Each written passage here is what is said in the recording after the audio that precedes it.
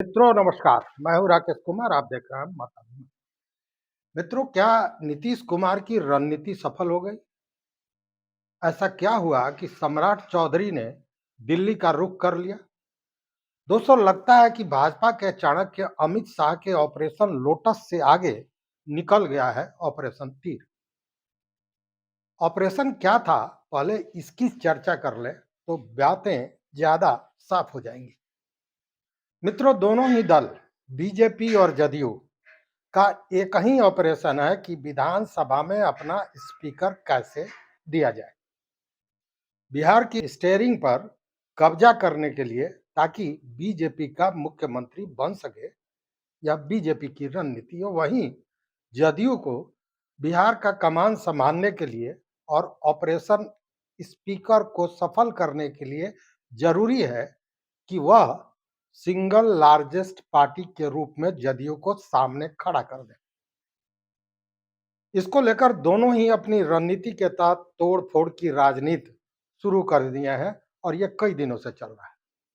लेकिन बीजेपी के चाणक्य ने जितना आसान बिहार की राजनीति को समझा था, उतना यह कठिन साबित हो रहा है। मैंने इंट्रो में ही कहा कि नीतीश कुमार की चाल सफल हो गई और वह अब लार्जेस्ट सिंगल पार्टी बन गई है। जी हाँ, मैं इसलिए कह रहा हूं कि जदयू के विधायकों की संख्या अब भाजपा से आगे हो गई है। एक तरह से केवल क्रियान्वयन बाकी है और इसकी भनक लगते ही सम्राट चौधरी भागते दौड़ते दिल्ली पहुंच गए, त्राहिमाम संदेश लेकर कि ऑपरेशन लोटस असफल हो गया। मित्रों, आप जानते हैं कि उनका पाला पड़ा है नीतीश कुमार से, जिनकी रगों में बिहार की राजनीति बहती है। ऐसे भी जो भी बड़ी पार्टी हो, लेकिन पिछले 20 वर्षों से सत्ता पर नीतीश कुमार काबिज है और अभी 25 से 30 तक रहेंगे। मतलब उन्होंने इच्छा मुख्यमंत्री का वरदान प्राप्त कर लिया है।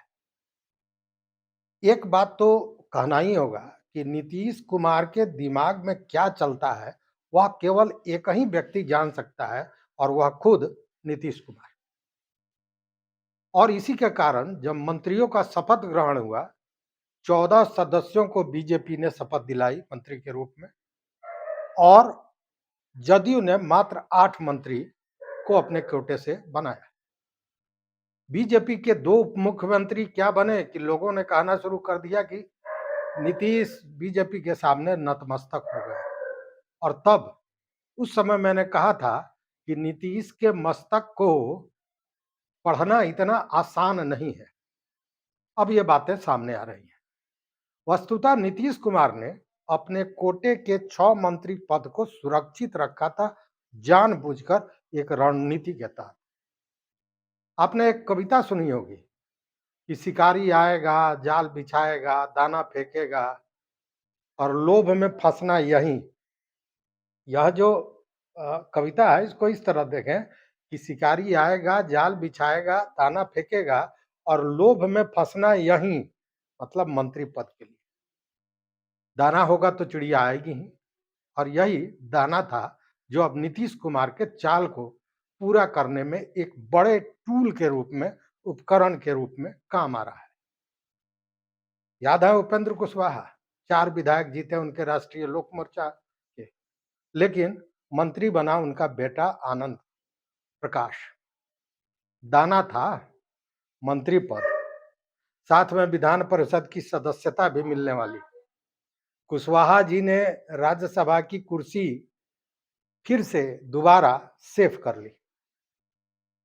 कहते हैं सुआ न सुतारी तो काहे का व्यापारी, कहावत कि अगर व्यापारी जा रहा है धान गेहूं खरीदने और उसके पास सुआ सुतारी नहीं हो तो बोरा सिएगा कैसे। ऐसे ही बीजेपी के पास अब बचा क्या है? मंत्री पद तो उन्होंने सब दे दिया। अब कौन सा दाना डालेंगे कि चिड़िया आएगी? रास्ते तो बहुत हैं, लेकिन परिस्थितियां इसकी इजाजत नहीं दे रही। अब उन परिस्थितियों की समझने की जरूरत है लोभ तो हर तरह का होता है, लेकिन अब ओवैसी के विधायक तो जाएंगे नहीं उनके पास, क्योंकि उनका पूरा का पूरा वोट बैंक ही एक तरह से कहें कि बिखर जाएगा। मतलब कोई अपने राजनीतिक भविष्य पर पूर्ण विराम तो लगाएगा नहीं, तो ओवैसी के विधायक इस लिस्ट में नहीं आ सकते हैं, भाजपा के लिस्ट में। अब एक विधायक हैं बीएसपी के, डोरे तो भाजपा ने उस पर डाली, लेकिन सफलता नहीं मिली। बीएसपी के आला केंद्रीय नेतृत्व ने भी कहा था कि उनके इकलौते विधायक को तोड़ने की कोशिश कर रही है बीजेपी। जहां तक मायावती के भतीजे आकाश आनंद जो हैं, उन्होंने भी आशंका जताई थी। कांग्रेस पर भी डोरे डाले जाने की बात आ रही है, लेकिन अभी तक कामयाबी मिलने की सूचना नहीं मिल रही है। राजद पूरी तरह संवेदनशील है और विधायकों पर नजर बनाए हुए है। बैठक भी विधायकों की बुलाई गई और ऐसे में बीजेपी तो हाथ पांव तो चला रही है, लेकिन अभी तक सफलता उस तरह की मिलती नजर नहीं है कि वह नीतीश कुमार के इस चाल का तोड़ निकाल सके। मित्रों, यहां तक तो बात समझ में आ गई। अब जरा जदयू की स्थिति को देख लेते हैं। एआईएमआईएम विधायकों पर जदयू की न सिर्फ नजर है, बल्कि संपर्क भी उन्होंने साध लिया है। हालांकि ओवैसी ने तो बीते दिनों कहा भी था कि हम नीतीश कुमार को समर्थन देना चाहते हैं, शर्त यह है कि सीमांचल के विकास पर वह ध्यान दिया जाए। शर्त भी ऐसी जिस पर कोई विवाद हो नहीं सकता था, निर्विवादित शर्त। अरे विकास तो करना ही है, सरकार होगी तो उस वक्त कई तरह की अटकलें भी उठी थी। सच्चाई यहां है कि नीतीश की पार्टी के मंत्री जमा खान इस मुहिम के सूत्रधार हैं। नीतीश ने उन्हें काम पर लगाया हुआ है कि भाई एआईएमआईएम के जो विधायक है उनसे संपर्क साध कर अपने साथ लेना है। जमा खान संपर्क कर रहे हैं। दरअसल वह भी 2020 के विधानसभा चुनाव में बीएसपी के विधायक थे और नीतीश कुमार ने इनको अपने पार्टी में लाया था। पार्टी में लाए नीतीश कुमार, उसके बाद उनको मंत्री बना दिया। इस बार पुनः दोबारा उनको टिकट दिया गया, वो जदयू से ही पार्टी के टिकट पर वो जीते भी और फिर मंत्री भी बनाया नीतीश कुमार ने। तो दूसरे दल से आए हुए विधायक जो आज के दिन में मंत्री हैं, पिछली बार भी मंत्री थे, नीतीश कुमार ने इतना ख्याल रखा है तो यह एक ट्रैक रिकॉर्ड तो बना ही हुआ है। वो भी ओवैसी के विधायकों के संपर्क में है और लगभग कामयाब भी हो चुके हैं, भीतरखाने जो खबर आ रही है। मतलब अगर ओवैसी के विधायक टूट के आ जाते हैं तो बहुत अच्छी बात है, और अगर नहीं भी आते हैं तो सहयोग और समर्थन तो नीतीश कुमार का ही करेंगे, क्योंकि भाजपा का तो करेंगे नहीं। और महागठबंधन का सहयोग करके भी उनको हाथ क्या आना है, क्योंकि किसी भी हालत में महागठबंधन की सरकार बननी नहीं है। मगर नीतीश जी का खेला इससे भी बहुत बड़ा है। इंडिया गठबंधन के भी दो घटक में उन्होंने सेंधमारी कर रखी है, जिसमें आईआईपी जिसका एक विधायक है और कांग्रेस पार्टी के 6 विधायक उनके रडार पर है। कांग्रेस पार्टी के 6 एमएलए के नीतीश कुमार के साथ आने की बात की जा रही है। देखिए मित्रों, आप जो देखते हैं उस पर विश्वास करते हैं, न कि कहानी पर, जो यहाँ कांग्रेस के विधायकों के सामने मिसाल के रूप में मौजूद भी है, और वो है नीतीश कुमार के मंत्री जमा खान के रूप में। बताते हैं कि कांग्रेस पार्टी के 4 विधायक संपर्क में हैं, उनसे संपर्क साधा गया है। उन 4 विधायकों के बीच जेडीयू के नीतीश कुमार की डील चल रही है, लगभग पूरी हो गई।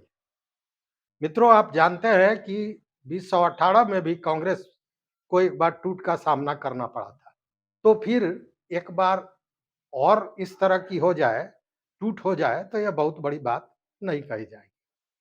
याद कीजिए, कांग्रेस के पूर्व प्रदेश अध्यक्ष और एमएलसी रहे अशोक चौधरी।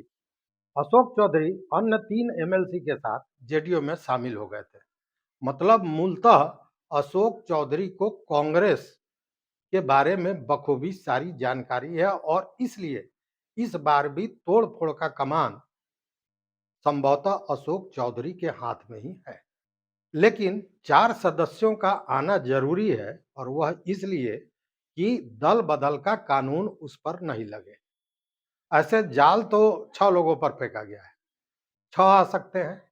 और महागठबंधन की दूसरी घटक दल है Indian exclusive party.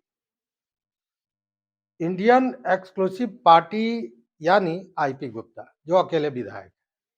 IP Gupta का महागठबंधन के साथ रहकर कुछ उनको हासिल होने वाला नहीं है।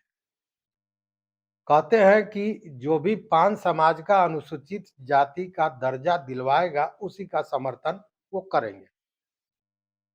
और उनका समर्थन करने में जो 5 जाति के लोगों को अनुसूचित जाति का दर्जा दिलाएगा उन्हें कोई आपत्ति नहीं है, तो फिर नीतीश कुमार के साथ जाने में उनकी कोई आपत्ति होगी नहीं और वह कहीं ना कहीं संपर्क में जुड़े हुए हैं। उनकी गोपनीय मुलाकात की भी चर्चा हो चुकी है। अब जरा गुणा गणित देखिए, एआईएमआईएम के कम से कम चार विधायक, ओवैसी के बेहद खासम खास हैं अब्दुल ईमान साहब, उनको आप छोड़ भी दीजिए तो 4, बसपा के 1, इंडियन एक्सक्लूसिव पार्टी के गुप्ता जी 1, कांग्रेस के 4 या 6। मतलब कि इस स्थिति में जदयू 95 से 97 के बीच जदयू की संख्या हो जाएगी, जदयू के सदस्यों की संख्या।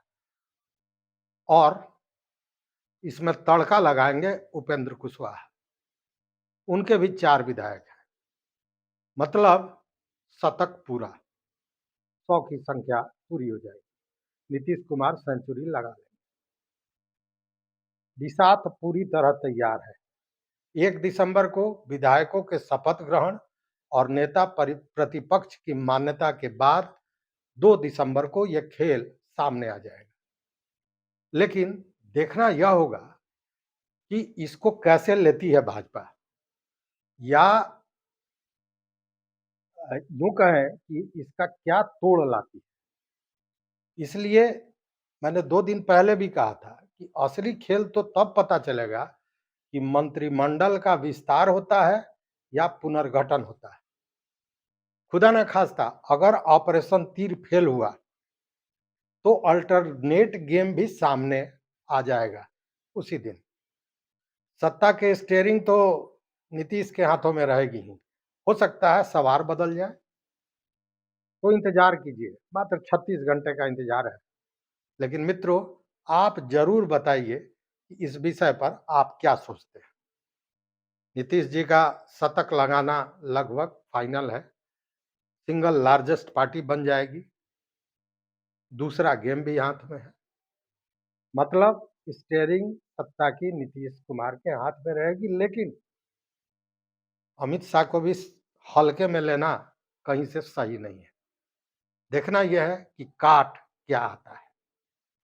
तो इस वीडियो में बस इतना ही। मित्रों, चैनल पर नए हो तो सब्सक्राइब कीजिए, लाइक कीजिए, दोस्तों के साथ शेयर कीजिए और अपना विचार जरूर दीजिए। बहुत बहुत धन्यवाद, कोटिशा आभार।